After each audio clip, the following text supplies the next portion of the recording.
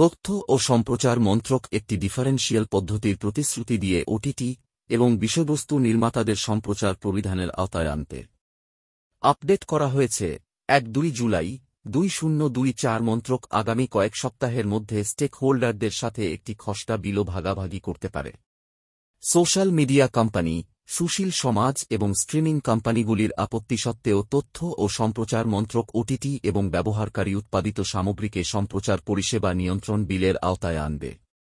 যাই হোক, একটি উদ্বেগজনক শিল্পের উদ্বেগকে প্রশমিত করার জন্য মন্ত্রক আশ্বাস দিয়েছে যে এটি লিনিয়ার এবং অন-ডিমান্ড সম্প্রচার পরিষেবাগুলি নিয়ন্ত্রণ করার জন্য একটি ভিন্ন পদ্ধতি গ্রহণ করবে।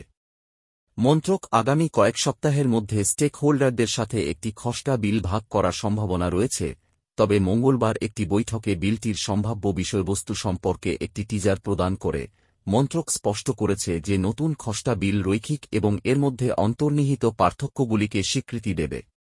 On-demand broadcasting service broadcasting services regulation বিলের খসড়ায় শিল্পটি 4টি আপত্তি উত্থাপন করেছে। মন্ত্রক প্রদত্ত একমাত্র ছাড়ের মধ্যে রয়েছে ওটিটি সম্প্রচারকারীদের বাধ্যতামূলক চ্যানেলগুলি বহন থেকে অব্যাহতি দেওয়া। মন্ত্রক স্টেকহোল্ডারদের প্রতিশ্রুতি দিয়েছে যে ডিজিটাল সম্প্রচারকদের জন্য প্রোগ্রাম এবং বিজ্ঞাপন কোড লিনিয়ার ব্রডকাস্টারদের থেকে আলাদা হবে, তবে নির্দিষ্ট করে দেওয়া হয়নি।